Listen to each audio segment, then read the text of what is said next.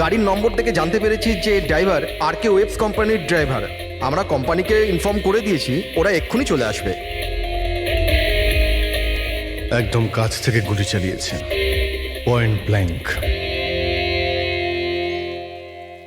এই টায়ারের মার্কস, মনে হচ্ছে এখানে কোনো দ্বিতীয় গাড়ি ছিল। আশপাশটাতে এখন কিছু পাওয়া যায় কিনা, এর গাড়িটাকে গিয়ে দেখি।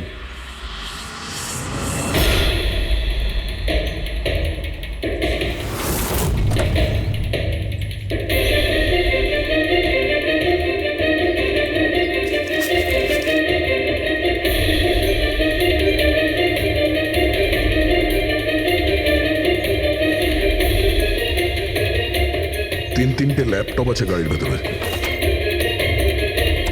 মনে হচ্ছে গাড়ির মধ্যে ড্রাইভার ছাড়া আরো লোক ছিল। স্যার স্যার 3টে ভাঙা মোবাইল পেয়েছি ওই ঝোপটার কাছে। আর এখানে গাড়ির ভেতরে 3টে ল্যাপটপ। স্যার এই 3 জনের মোবাইলই কিডন্যাপাররা ছিনিয়ে নিয়েছিল আর এদের ভেঙে দেয় যাতে লোকেশন ট্রেস না হয়।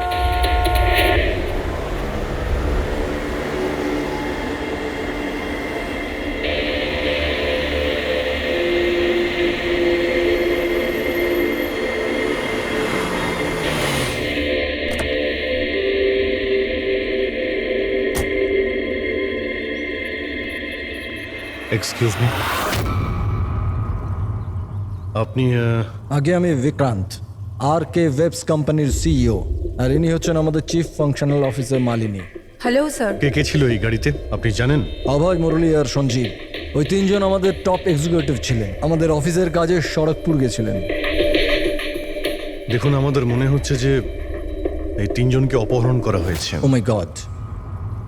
আপনার কিছু ধারণা আছে যে এই কিডন্যাপিং কে করতে পারে? কারোর উপর সন্দেহ আছে আপনাদের? কোম্পানির কি কারোর সাথে কোনো বিবাদ বা ঝগড়া? ম্যাম, সড়কপুর গ্রামের লোকেদের সাথে তো অনেক দিন ধরেই ঝামেলা চলছে, কিন্তু ঝামেলা ঝঞ্ঝাট এসব তো হতেই থাকতো, কিন্তু এত বড় ঘটনা ঘটে যাবে এটা আমরা আশা করিনি। ঠিক আছে, অপহরণ যখন হয়েছে মুক্তিপণের জন্য ফোন নিশ্চয়ই আসবে। যদি আপনাদের কাছে কোনো ফোন আসে আমাদের অবশ্যই ইনফর্ম করবেন। Sure sir.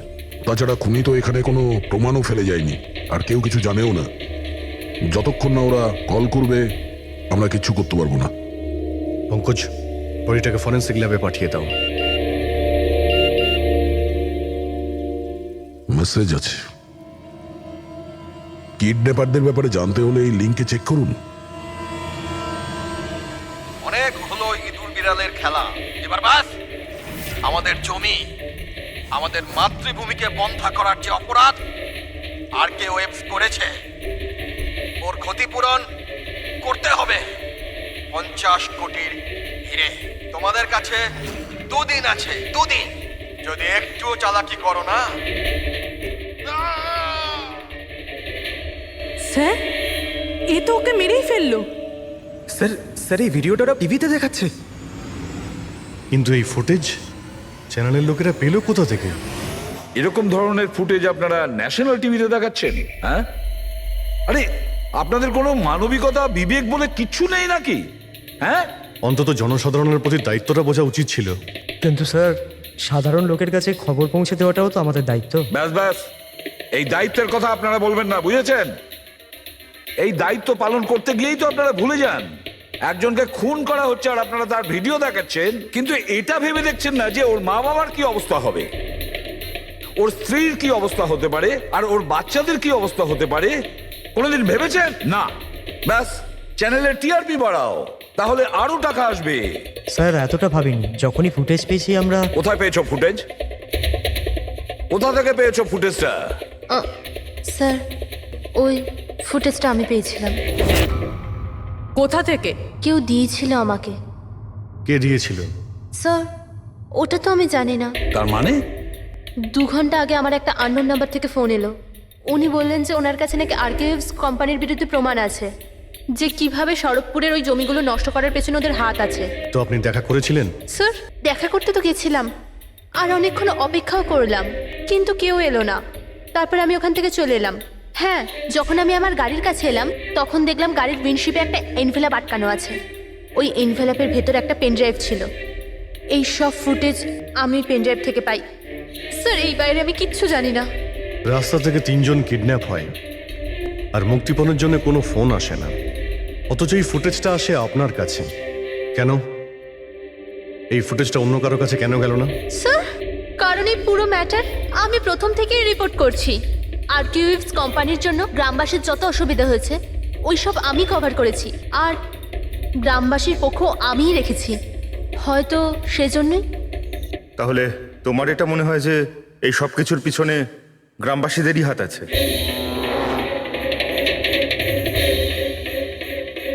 জানি না স্যার, এই ম্যাটার 2-3 বছর ধরে চলছে। গ্রামবাসী প্রোটেস্টও করেছিল, হুমকিও দিয়েছিল, এমনকি পাথরও ছুঁড়েছিল।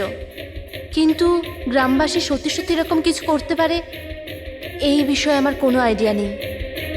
আমরা ঠিক খুঁজে বের করব, ঠিক খুঁজে বের করব এর পেছনে কে আছে। কাউকে আমরা ছাড়বো না।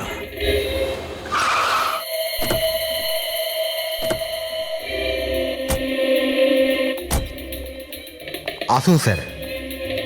স্যার ইনি সুধাকর, শরৎপুর গ্রামের প্রধান।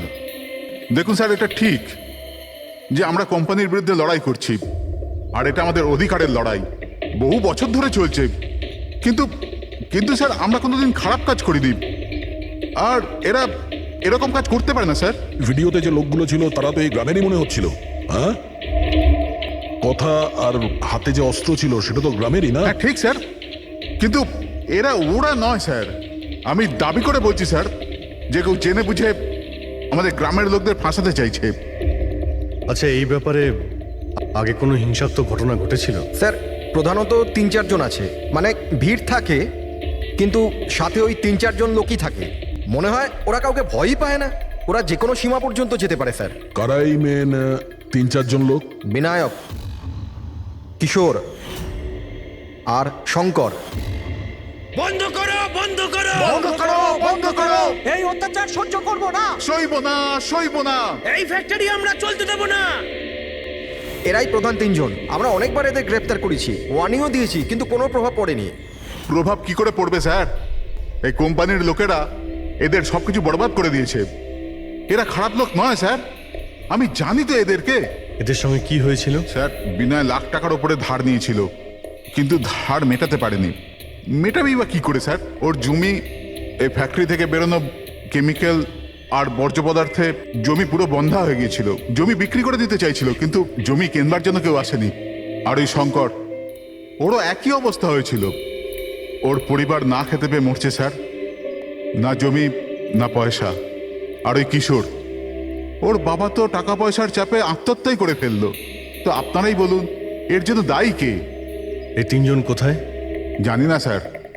দেখুন স্যার, আমরা সাদা সিধা মানুষ, আমাদের সব কিছুই তো জমি। যদি জমি বন্ধা হয়ে যায় তো আমরা কি করব? আমাদের এই অবস্থার দিকে কারুর চোখ যায় না কেন? আমরা গরিব এই জন্য? দেখুন স্যার, কিন্তু আমরা হেরে যাওয়ার লোক নয়, আমরা খুব জোর লড়াই করব। সুধাকর বাবু, আমরা সবাই মিলে মোকাবিলা করব স্যার। আমরা আমাদের অধিকার নিয়েই থাকবো, আমরা আমাদের অধিকার নিয়েই থাকবো। আমরা আমাদের অধিকার। এই বিনায়ক, শঙ্কর আর কিশোর, এদের 3 জনের তো কিডন্যাপিং করার মোটিভ আছে। স্যার আমার তো মনে হয় এই 3 জনই হবে। হ্যাঁ, মনে তো হচ্ছে। আমাদের কাছে প্রমাণ নেই। ওই ফুটেজটা আরেকবার দেখা যাক, যদি কোনো প্রমাণ ওখান থেকে পাই। 50 কোটির হিরে তোমাদের কাছে 2 দিন আছে, 2 দিন। যদি একটুও চালাকি করো না, টাকা যদি না পৌঁছয়, প্রথম 24 ঘন্টায় একজন আর দ্বিতীয় 24 ঘন্টায় দ্বিতীয় জন। না স্যার, এরা তো অনেক বেশি চালাক। এই ভিডিওটা এমনভাবে শ্যুট করেছে যাতে লোকেশন বা অন্য কোনো জিনিসের ব্যাপারেই কিচ্ছু জানা যাচ্ছে না। স্যার ভিডিও সামনের দিকে কিছু হালকা মতন দেখা যাচ্ছে, হতে পারে কোনো কাজের।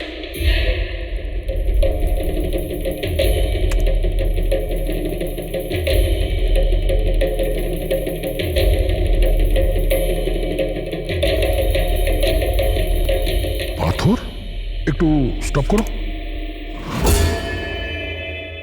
জুম করো।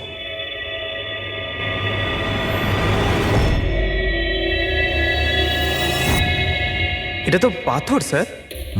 এ তো বেশ বড় পাথর, কোনো পাহাড়ের স্যার এটা।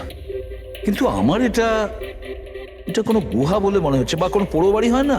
পুরবি চেক করে দেখো তো এই গ্রামের আশেপাশে কোনো গুহা বা পুরনো বাড়ি আছে কিনা। গুহা তো অনেকগুলোই আছে, কিন্তু সবগুলো চেক করতে গেলে তো অনেকটা সময় লেগে যাবে। কিন্তু আমাদের কাছে সময়ই তো নেই, শুধু 8 ঘন্টা পড়ে আছে। আর এই 8 ঘন্টার মধ্যে যদি কিছু করতে না পারি তাহলে আরো একটা প্রাণ চলে যাবে, আরো একটা খুন হবে। 1 মিনিট, এই পুরবি একটু আরেকবার রিওয়াইন্ড করো তো। হ্যাঁ, এবার প্লে করো, কিন্তু ব্যাকগ্রাউন্ডের শব্দটা বাড়িয়ে দাও, বাকি আওয়াজগুলো বন্ধ করে দাও। টাকা যদি না পৌঁছয়, প্রথম 24 ঘন্টায় একজন আর দ্বিতীয় 24 ঘন্টায় দ্বিতীয় জন। জল, মনে হচ্ছে জলের শব্দ। দেখো তো আশেপাশে কোনো ঝর্ণা বা নদী আছে কিনা।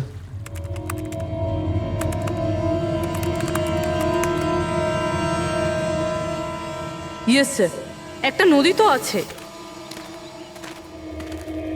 স্যার ওইদিকে একটা গুহা আছে, যার পাশ দিয়ে নদীটা যাচ্ছে।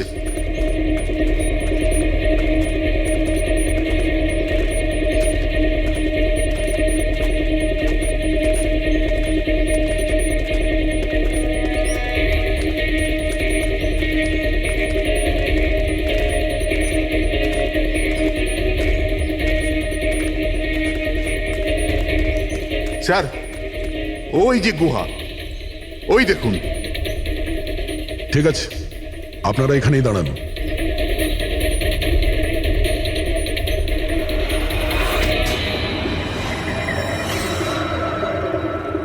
চল চল। এখানে তো খুবই অন্ধকার।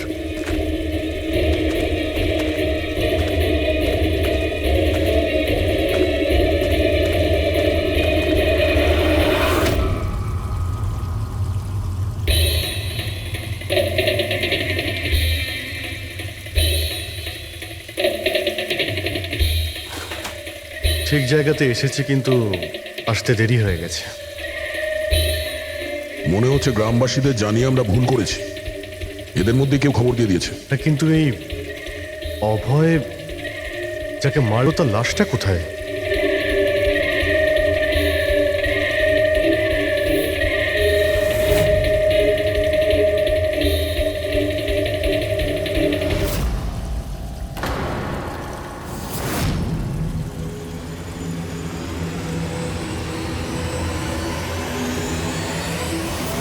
ও নো, অভয় এ তো মারা গেছে। কিন্তু এটা কি 6 PM? স্যার, আমার মনে হয় যে আমাদের কাছে আর কোনো উপায় নেই। আমাদের ওদের ডিমান্ড মেনে নেওয়া উচিত। কি বলছেন আপনি? একবার ওদের কথা শুনলে বারবার তোরা এটাই করবে? আপনারা কতবার ওদের ডিমান্ড পূরণ করবেন? তাহলে স্যার আমরা আর কি করতে পারি? মানুষের জীবন টাকার থেকে অনেক বড়, তাই না? নিঃসন্দেহে, নিশ্চয়ই। কিন্তু এ কথার কে গ্যারেন্টি দেবে যে হিরে পাওয়ার পরে ওরা ওদের দুজনকে ছেড়ে দেবে? কোনো গ্যারেন্টি আছে? হতেও তো পারে ওরা আর বেঁচেই নেই, হতেই তো পারে ওই লোকেরা ওদের আগেই মেরে দিয়েছে। কারণ কিডন্যাপিং এর কেসে বরাবরই এরকম হয়। দেখুন, ওরা বেশি দিন লুকিয়ে থাকতে পারবে না। গতবার তো ওদের কাছে আমরা পৌঁছেই গিয়েছিলাম, ব্যাস একটু দেরি হয়ে গিয়েছিল।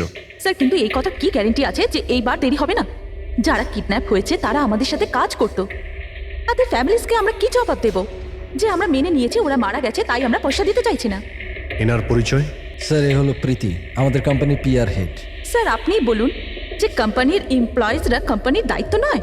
ওরা কোম্পানির কাজে গেছিল, সেখানে গিয়ে ওরা সমস্যায় পড়েছে। আর যদি ওদের কিছু হয়ে যায় তাহলে স্যার আমরা ওদের কি জবাব দেব? হ্যাঁ স্যার, আর ওই ভিডিওটার জন্য আমাদের কোম্পানির কত বদনাম হয়ে যাচ্ছে। আমাদের কোম্পানির শেয়ারসের দাম পড়ে যাচ্ছে। আর এই সময় যদি আমরা টাকার দিকটাই দেখি, তাহলে না আমরা ওদের জীবন বাঁচাতে পারবো, না এই কোম্পানিকে। I think she is right sir.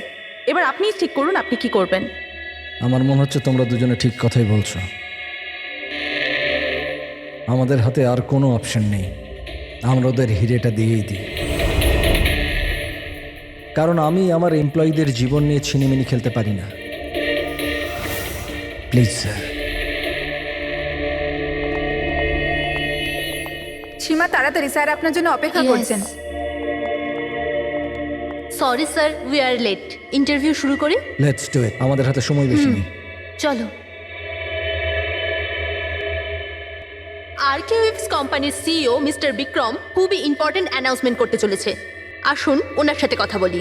Mister Vikram, আপনি এত আর্জেন্টলি কেন ডাকলেন? আমরা কিডন্যাপার্সদের সমস্ত ডিমান্ড মেনে নিচ্ছি, শুধু ওদের কাছে আমাদের একটাই রিকোয়েস্ট, ও আমাদের এমপ্লয়িজদের কোনো অসুবিধা যেন না করে, ওদের কোনো রকমের কোনো ক্ষতি যেন না করে। Please, it's a request. দেখুন স্ক্রিনে যে নাম্বারটা ফ্ল্যাশ করছে সেই নাম্বারে কিডন্যাপার্সরা আমার সাথে যোগাযোগ করে হিরে কখন কিভাবে দিতে হবে সেটা আমাদের বলতে পারে। But again I would like to request one thing, please don't harm my employees. Thank you so much. Thank you. এক্ষুনি আপনারা আরকেওএফস কোম্পানির সিইও মিস্টার বিক্রমের কথা শুনলেন। উনি কিডন্যাপারদের ডিমান্ড মেনে নিয়েছেন। উনি কিডন্যাপারদের আপিল করেছেন যেন ওনার লোকেদের ছেড়ে দেওয়া হয়। আর এদিকে সিআইডি এই আশঙ্কা করছেন যে কিডন্যাপার তা ওদের লোকেদের আগেই মেরে দিয়েছে। এই খবরের আপডেটের জন্য সঙ্গে থাকুন আমাদের সাথে। চলুন স্যার।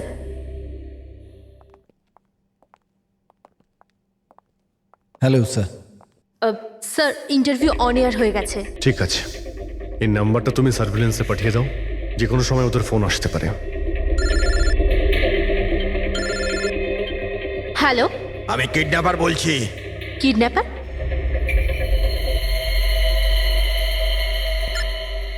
শোনো, ওই যে হিরে আছে না, ওটা তুমি নিয়ে আসবে।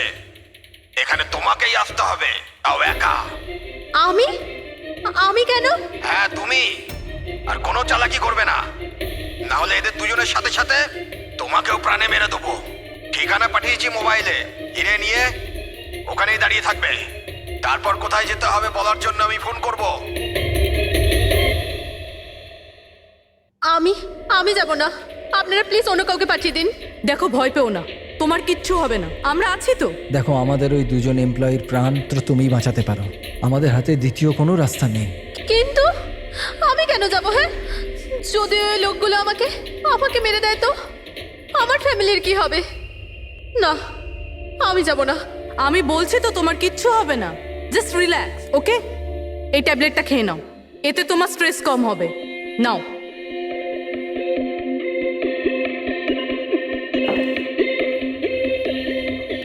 দেখো সীমা, আমরা তোমাকে একা পাঠাচ্ছি না, আমরা আশেপাশেই থাকবো, তোমার সঙ্গে ট্র্যাকিং ডিভাইস থাকবে, তুমি যেখানেই যাবে আমরা জানতে পেরে যাব। না স্যার, আপনারা কি শুনেননি ওরা কি বলেছিল? যদি আমি কোনো চালাকি করার চেষ্টা করি তো ওরা আমাকে মেরে ফেলবে। স্যার, ও একদম ঠিক কথা বলছে, এও মারা যাবে আর ওর সঙ্গে আমার দুজন এমপ্লয়িও মারা যাবে। স্যার, ওরা যে ডিমান্ড করছে আমাদের মেনে নেওয়া উচিত, আমাদের হাতে আর অন্য অপশন নেই স্যার। আমি অন্তত কাউকে মরতে দেখতে পারি না। আপনারা খুব বড় ভুল করছেন।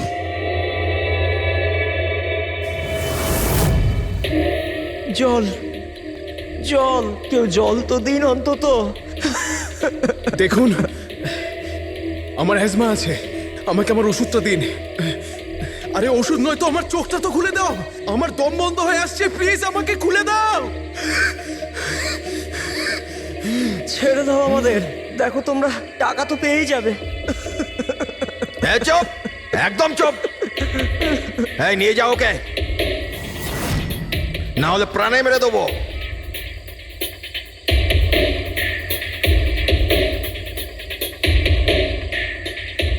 জল খাবি না?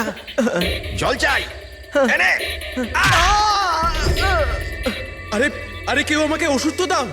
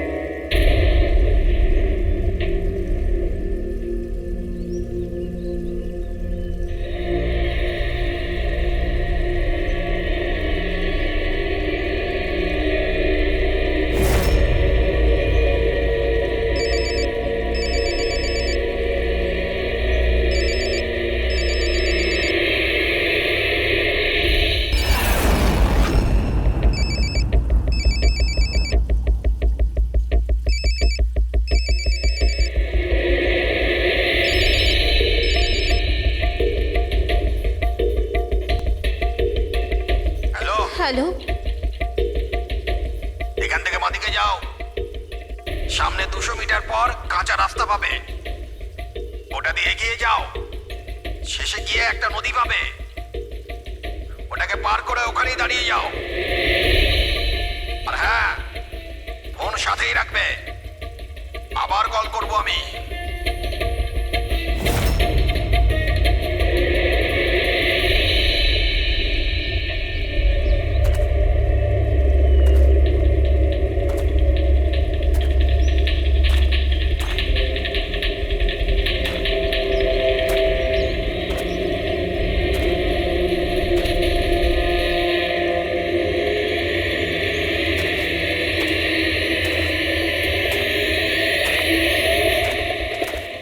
এই সীমার গল্পটা তো এই কেসে নতুন মোড় নিয়ে এলো। তবে পুরবি, তোমার আইডিয়া তো কামাল করে দিয়েছে। স্যার, বলো পুরবি। স্যার একটা ক্লু পেয়েছি। কি?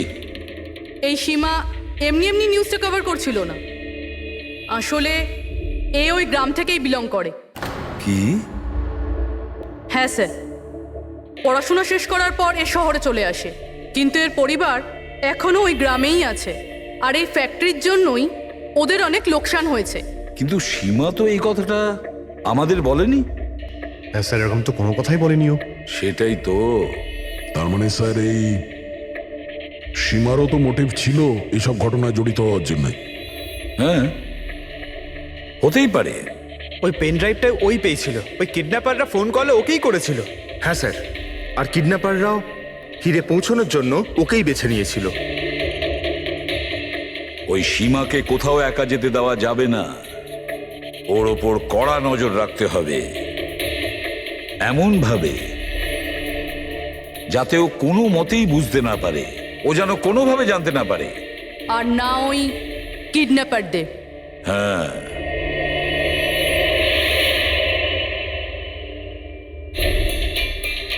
পঙ্কজ, এটা একটা মাইক্রো ট্র্যাকার। ব্যাস, এইবার এটা যে কোনোভাবে এই ক্যাপসুলটা সীমাকে খাওয়াতে হবে।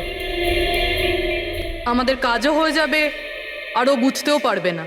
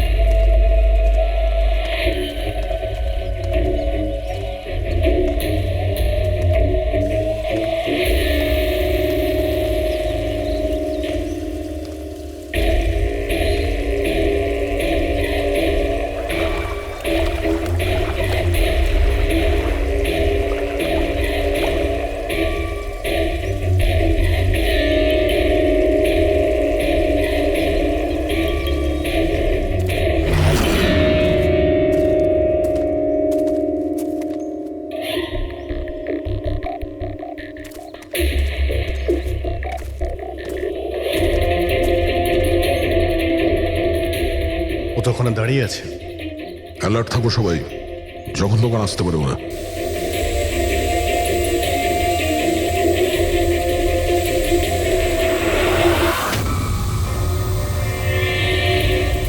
ড্রোন?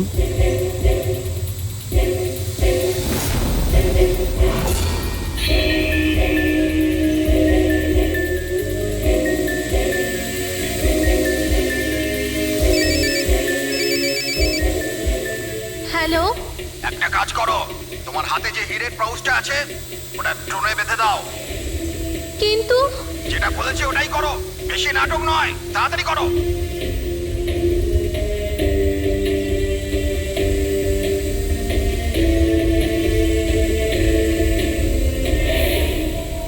হিরে তো ড্রোনে বেঁধে দিচ্ছে।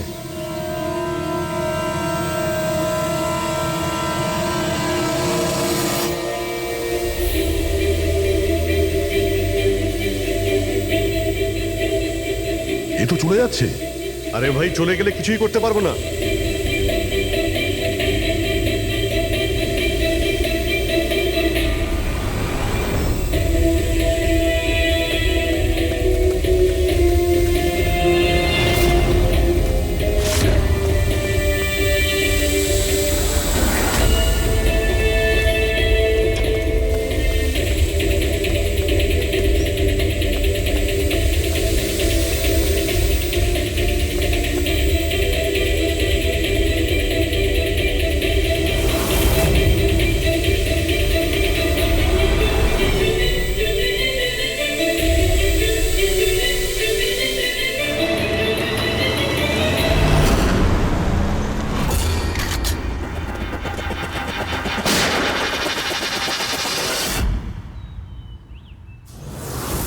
শিট। স্যার, এবার তো হিরেও ওদের কাছে আছে। স্যার, এদিক থেকে কোনো আওয়াজ আসছে। স্যার, এবার তো হিরেও ওদের কাছে আছে। স্যার, এদিক থেকে কোনো আওয়াজ আসছে। স্যার,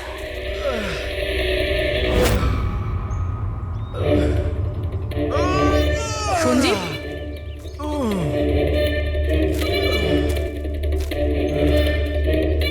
ও নো, মুরলি?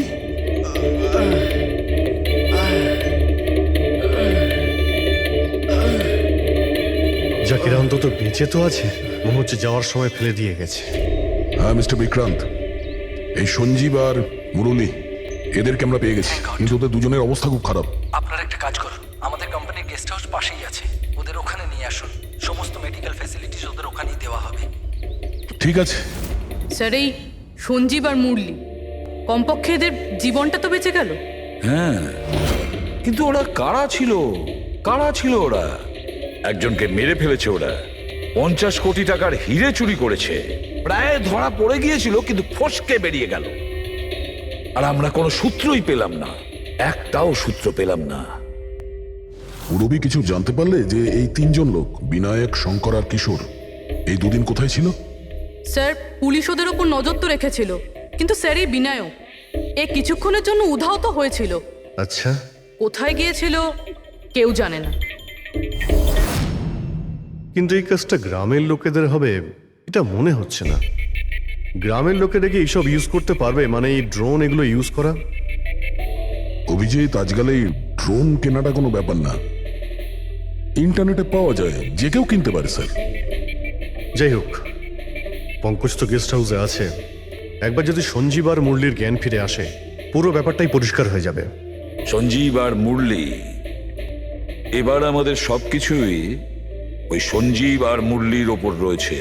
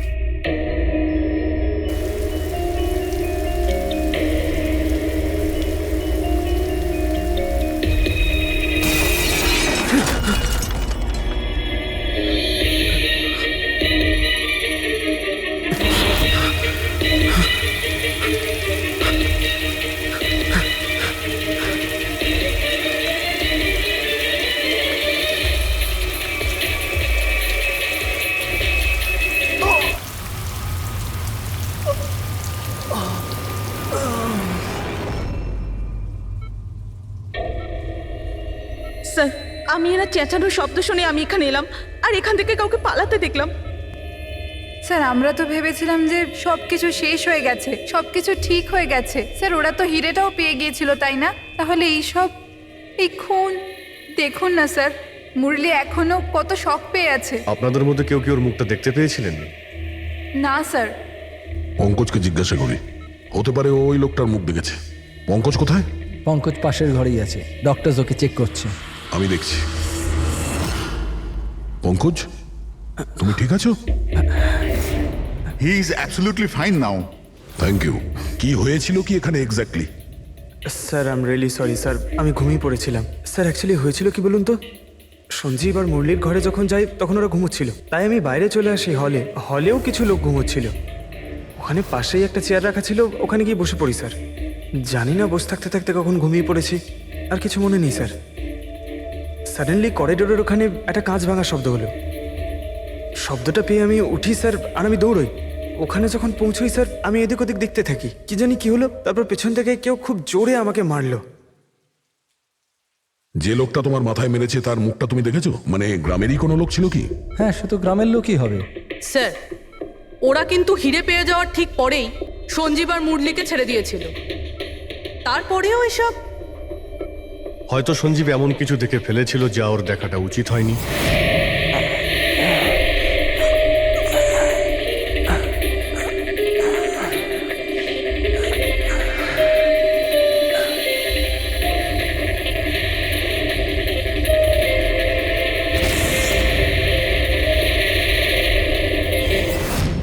ওদের বিপদ হতে পারতো, সেই জন্যে। স্যার সঞ্জীব যদি এরকম কিছু দেখেই ফেলে তাহলে সঞ্জীবকে আগেই কেন মেরে ফেললো না? তখন মারতে পারেনি বলেই তো এখন মেরে গেল। সমস্ত রুম বন্ধ ছিল, তো খুনি কাঁচ ভেঙে ভিতরে ঢুকেছিল না?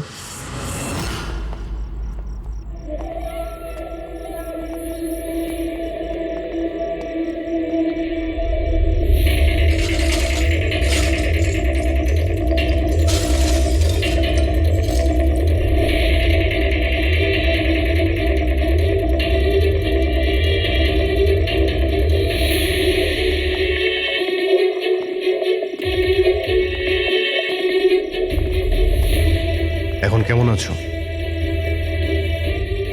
কাঁচটা তো বাইরে থেকেই ভেঙে দিয়েছে।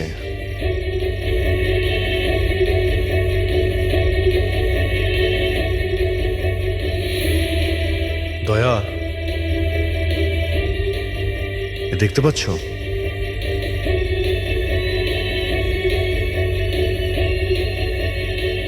এটাই ব্যাপার। মেরে দিয়েছে, সঞ্জীবকে মেরে দিয়েছে, আর এরা আমাকেও ছাড়বে না। কিচ্ছু হবে না তোমার। যদি মারতেই হতো তোমাকে তাহলে ও ওখানেই মেরে দিত। সঞ্জীবের কাছে শেষবার কে গিয়েছিল? আগে আমি গিয়েছিলাম, প্রায় 1টার সময় ওর জ্ঞান ফিরেছিল কিছুক্ষণের জন্য।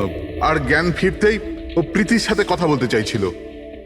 তো আপনি কথা বলেছিলেন? হ্যাঁ স্যার, যখন ডক্টর আমাকে বললেন তখন আমি ওনার সাথে কথা বলতে গেছিলাম স্যার। ও যত তাড়াতাড়ি সম্ভব ওর নিজের ফ্যামিলির কাছে যেতে চাইছিল। আমি ওকে বললাম যে কাল সকালের মধ্যেই ব্যবস্থা করে দেব। তারপর তো ঘুমিয়ে পড়েছিল স্যার। আমারও এখানে একটু চোখ লেগে গেছিল। হ্যাঁ স্যার, প্রায় রাত 3টে নাগাদ ওর ঘর থেকে চিৎকারের আওয়াজ এলো। ওখানে পৌঁছে দেখি স্যার কোনো গ্রামের মানুষ আমার পাশ দিয়ে তাড়াতাড়ি পালিয়ে গেল। ও,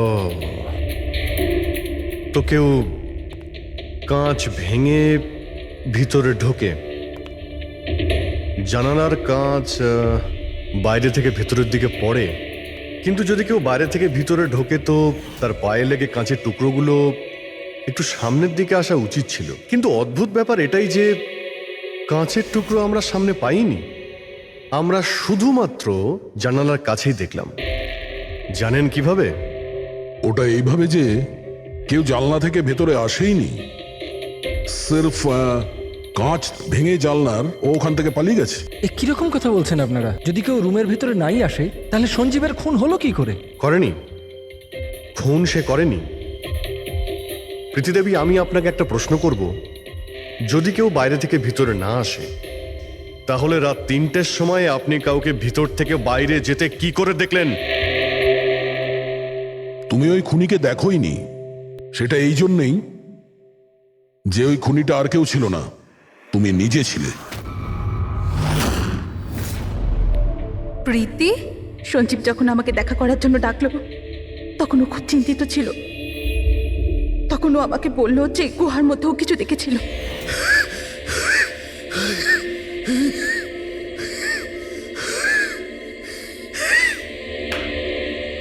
আরে কেউ জল তো খাওয়াও।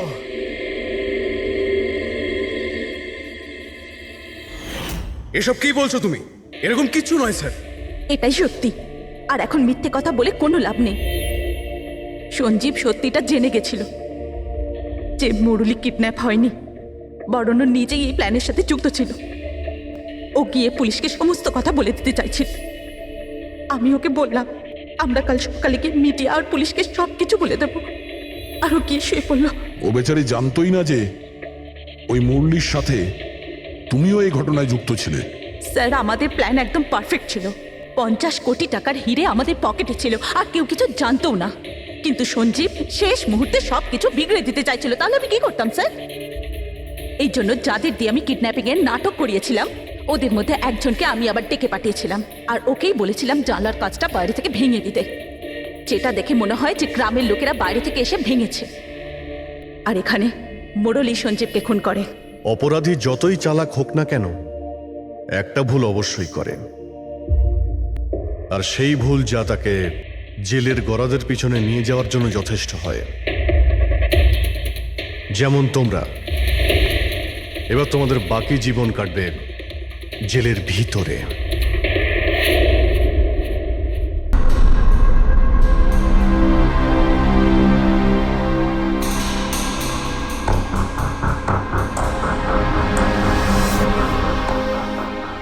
কি ব্যাপার অভিজিৎ, খুব অস্থির দেখাচ্ছে, কি হয়েছে?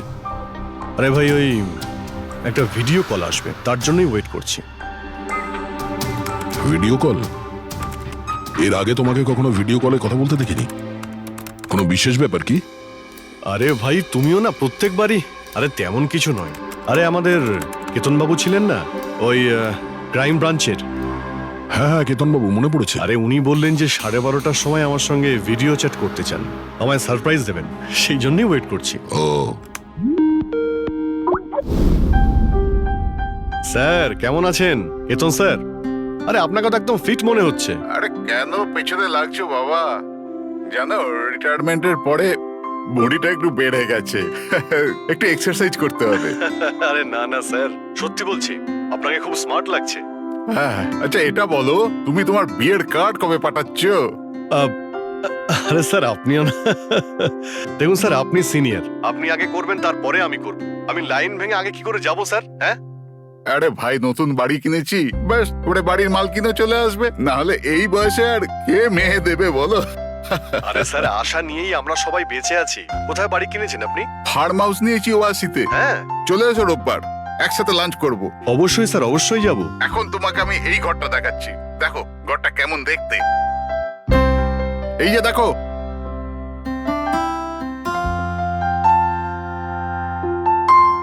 এবার আমি তোমাকে দেখাবো আমার স্টাডি রুম।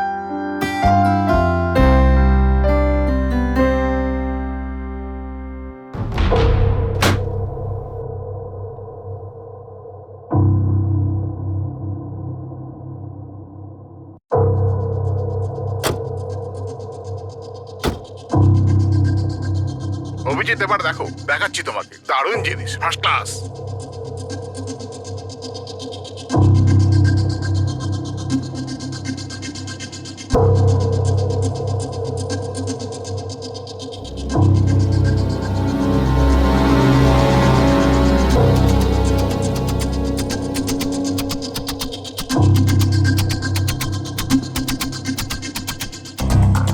দেখলে অভিজিৎ, এটা হলো আমার স্টাডি রুম। স্যার, খুব ভালো হয়েছে, খুব ভালো। স্যার, রুমটা একটু খালি খালি লাগছে, যখন ফার্নিচার এসে যাবে রুমটা কিন্তু দারুণ লাগবে স্যার।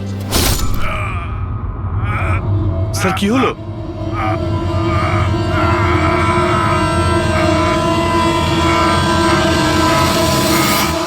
ও নো স্যার! কি আরে হয়েছে? ভাই, স্যারকে কেউ ছুরি মেরে দিয়েছে। ছুরি মেরে দিয়েছে? কোথায়? কে মেরেছে ছুরি? বুঝতে পারছি না। কিন্তু তুমি তো ভিডিও চ্যাট করছিলে ওর সাথে না? হ্যাক করছিলাম, কিন্তু হঠাৎ করে এই ছুরি কোথা থেকে এলো আর কিভাবে ওনার লাগলো কিছুই বুঝতে পারলাম না। কি?